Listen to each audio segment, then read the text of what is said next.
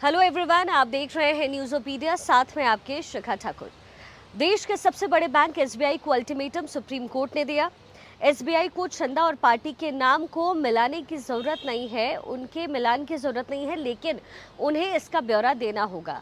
SBI जैसे bank में जहां करोड़ों लोगों का बैंक है, लाखों लोन जारी होते हैं, अरबों रुपए के ट्रांजैक्शंस होते हैं, वहां नियम कायदे और कानून को बनाने के बड़े फैसले के बोर्ड में सिर्फ 13 सदस्य हैं।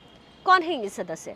लेकिन पहले एसबीआई के बारे में समझिए। भारत में एसबीआई के पास ही सबसे बड़ा यूजर बेस है, इसलिए इसे देश के सबसे बड़े बैंक होने का दर्जा मिला है। लेकिन इसकी शुरुआत लंदन में हुई। 1806 में कोलकाता में इंपीरियल बैंक ऑफ इंडिया की स्थापना की गई। फिर जब भारत आज़ाद हुआ तो बैंकों का राष्ट्रीयकरण हुआ, जिसके बाद इंपीरियल बैंक का नाम बदलकर भारतीय स्टेट बैंक रखा गया। जब ये एसबीआई बना तो इसमें 20 से ज़्यादा बैंकों का विलय उस समय किया गया।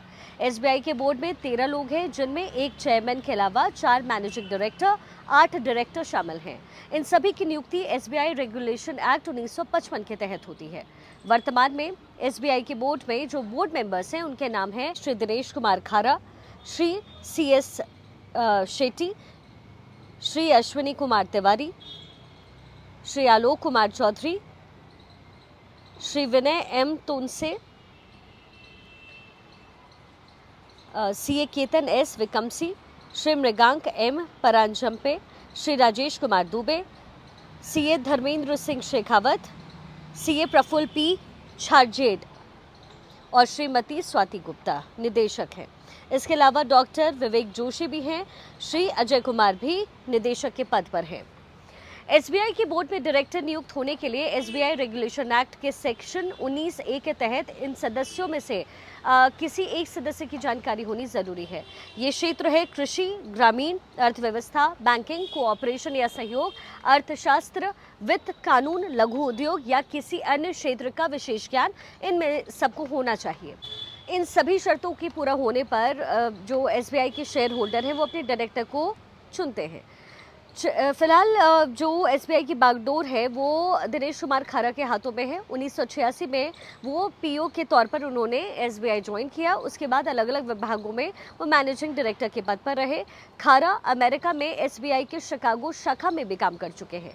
सभी मैनेजिंग डायरेक्टर की नियुक्ति भी इसमें होती है। उसके बाद सेक्शन 19C के तहत बाकी 8 बोर्ड मेंबर्स की नियुक्ति होती है। सभी बोर्ड मेंबर्स की सेवा 5 साल के लिए होती है। अब ये थी बोर्ड की बात। ये भी आप जान लीजिए कि अचानक एसबीआई को लेकर के इतनी खबरें क्यों सुनने में मिल रही है। 15 फरवरी को सुप्रीम कोर्ट के मुख्य न्यायाधीश DY चंद्रचूड़ की अध्यक्षता वाली 5 जजों की संवैधानिक बेंच ने इलेक्टोरल बॉन्ड को असंवैधानिक कहा और इलेक्टोरल बॉन्ड जारी करने पर भी रोक लगाई है। एसबीआई को बॉन्ड की खरीद और बिक्री से जुड़ी जो जानकारी है वो चुनाव आयोग को जमा करवानी थी। कोर्ट ने चुनाव आयोग को निर्देश दिया कि वो 13 मई तक इस जानकारी को अपने वेबसाइट पर प्रकाशित करें। इनमें सभी बॉन्ड की खरीद की तारीख, खरीदने का नाम, वाले का नाम और रकम की जानकारी देनी थी। कोर्ट ने अपने फैसले में ये भी कहा कि एसबीआई को 12 मार्च के तक इन इलेक्टोरल बॉन्ड को जारी करना है और 15 मार्च की शाम 5 बजे से पहले इलेक्शन कमीशन ऑफ इंडिया अपने वेबसाइट पर इसे कंपाइल करके पब्लिश करें।